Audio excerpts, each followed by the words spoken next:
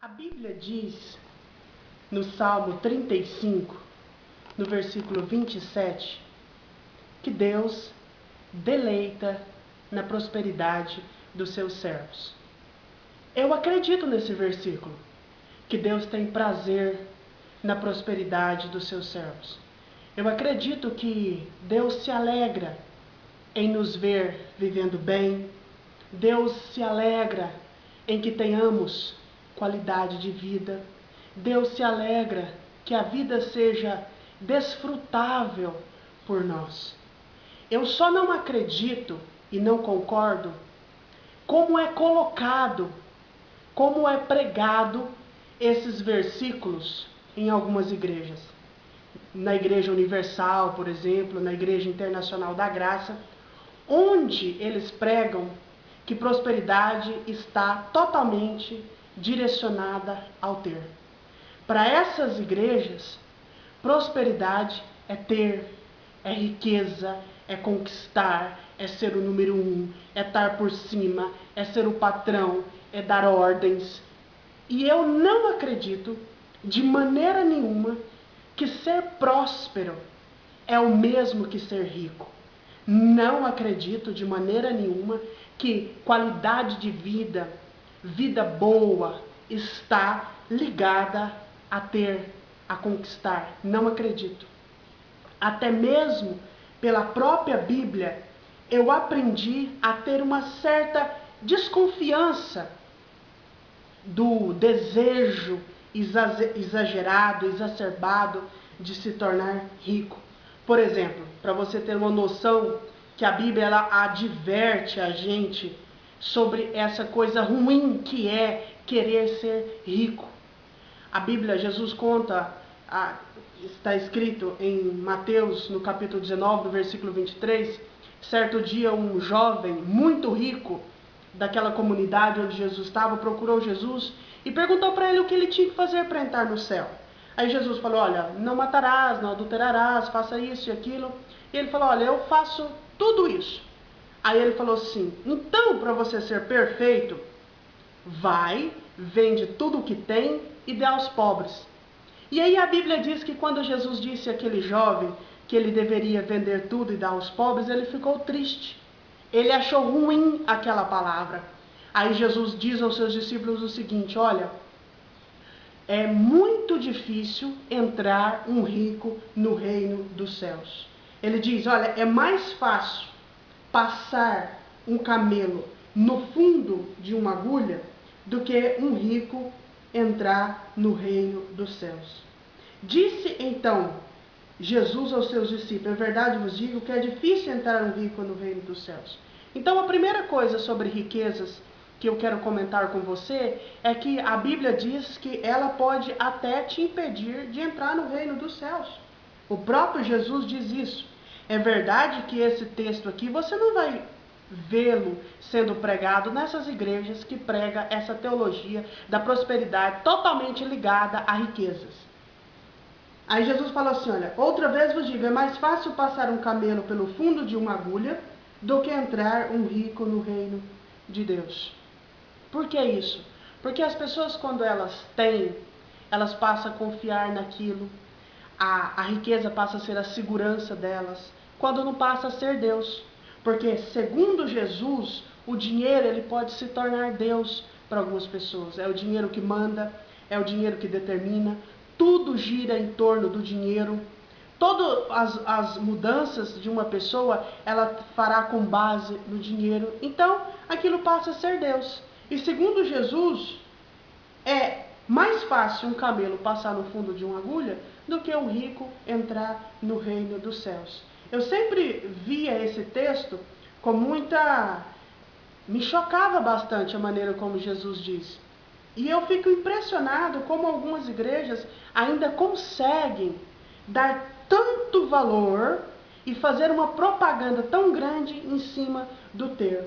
Outro lugar que a Bíblia diz que as riquezas podem nos atrapalhar é em Mateus, no capítulo 3, no versículo 22, quando Jesus ele está contando a parábola do semeador.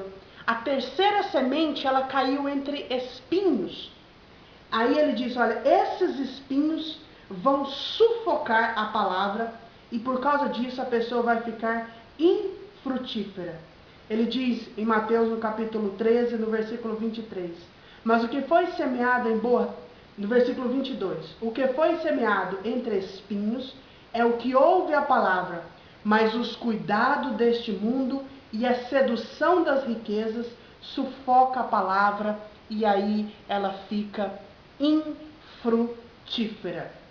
E ele diz, olha, a terceira semente são aquelas pessoas que estão desesperadas por ficar ricas.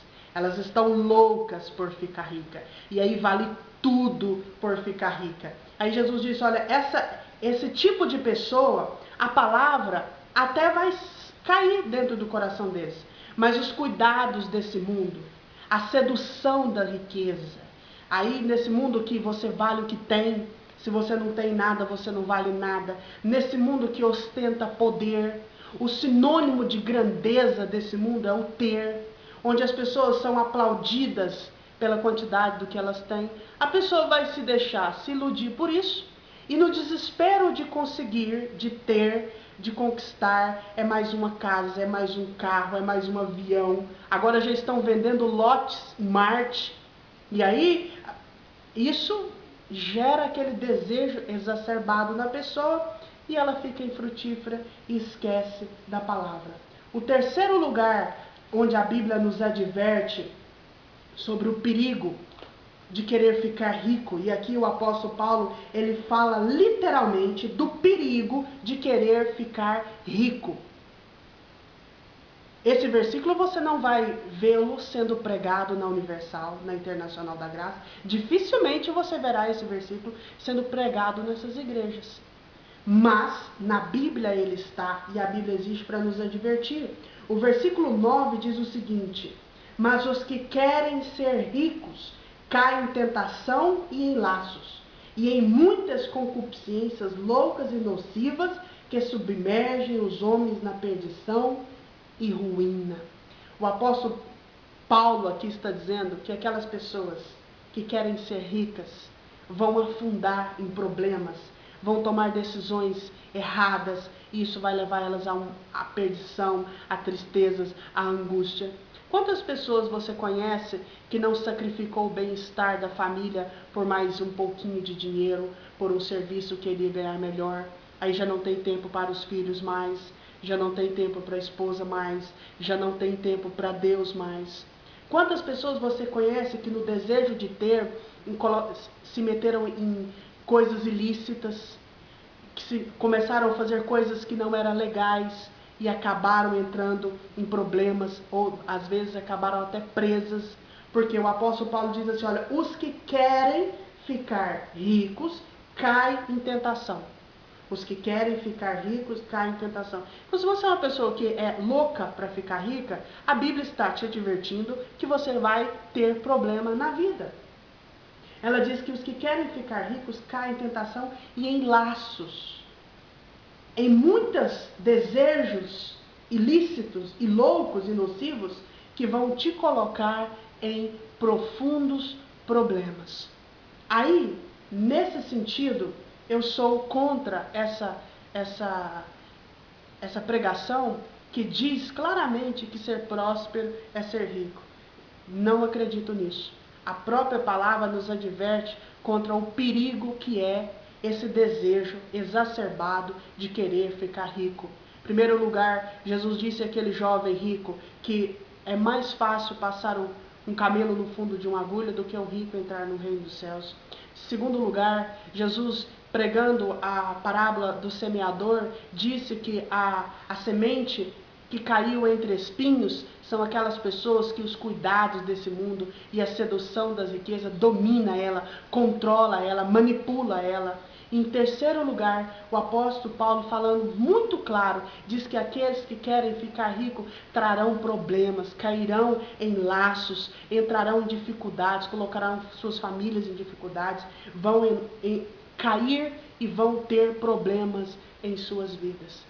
Aí você pode dizer, e o que é ser próspero? Eu acredito plenamente que ser próspero não está relacionado ao ter. Pelo contrário, Às vezes é melhor você ter menos para viver melhor. Às vezes é melhor você dizer não para poder ter mais tempo para sua família, ter tempo para Deus. Inclusive, se você é uma pessoa que não tem tempo para Deus, se você é uma pessoa que o dinheiro te controla, o dinheiro está sendo péssimo na sua vida. O dinheiro está sendo instrumento de Satanás na sua vida. Quantas pessoas eu conheço que o dinheiro as domina, que o dinheiro as rouba de Deus, as rouba de sua família, as rouba de sua comunidade. Ser próspero tem muito mais a ver com ter gratidão na vida, tem a ver com ser feliz. Para mim, ser próspero é ser feliz. Para mim, ser próspero é viver bem.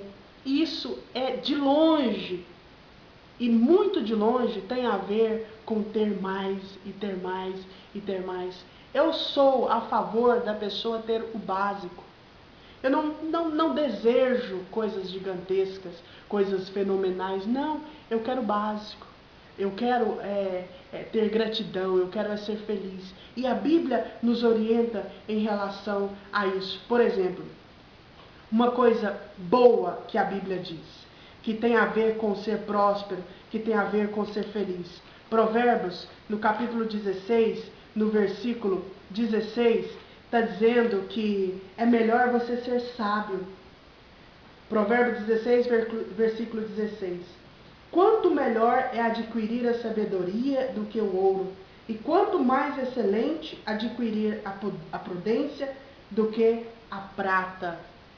Para mim, ser próspero é uma pessoa que é sábia, uma pessoa que tem conhecimento, uma pessoa que sabe resolver os problemas. Aí Salomão diz o seguinte: quanto melhor é adquirir sabedoria do que o ouro ou riquezas, e quanto melhor é adquirir a prudência do que a prata. A Bíblia diz que aquelas pessoas que não têm Deus, as riquezas dele impedem eles de terem sono. O sono é roubado deles, porque eles ficam tão preocupados com as suas riquezas que perdem o sono. Provérbio, no capítulo 3, no versículo 13, diz que, exaltando a sabedoria acima do dinheiro, acima das riquezas, diz o seguinte: bem-aventurado o homem que acha sabedoria e o homem que adquire conhecimento, porque é melhor a sua mercadoria do que a mercadoria de prata, e a sua renda do que o ouro mais fino. Mais precioso é do que os rubis, e tudo que podes desejar não se pode comparar a ela. A prosperidade, para mim, tem mais a ver com uma pessoa que é sábia, com uma pessoa que sabe viver. Aí nessa de ser sábio, eu coloco a maneira como o apóstolo Paulo lidava com os problemas. Ele disse que até gostava dos problemas, porque os problemas iam gerar nele experiência, os problemas iam fazer ele crescer, ia tornar ele mais maduro. Então, se prosperidade para mim é ser sábio, eu vou ser uma pessoa que não tem medo de enfrentar problema, porque os problemas virão, eu vou resolvê-los, e isso vai me deixar mais sábio, isso vai me dar experiência, isso vai me dar esperança, isso vai me aprofundar em Deus. Então isso é um caminho para a prosperidade, porque prosperidade para mim, entre tantas coisas, é ser sábio, é adquirir sabedoria. Mas a gente não vê isso sendo exaltado, a gente não vê isso como prosperidade. Prosperidade para algumas igrejas é só ter, e não tem a ver com sabedoria. Outra coisa que eu acho bonito, a maneira da Bíblia pôr como riqueza, está em Timóteo, no capítulo 6, no versículo 18, que está escrito que a gente deve ser ricos de boas obras. Está escrito em 1 Timóteo, no capítulo 6, no versículo 8, está escrito o seguinte: Tendo, porém, sustento e com que nos cobrir, estejamos com isso contentes.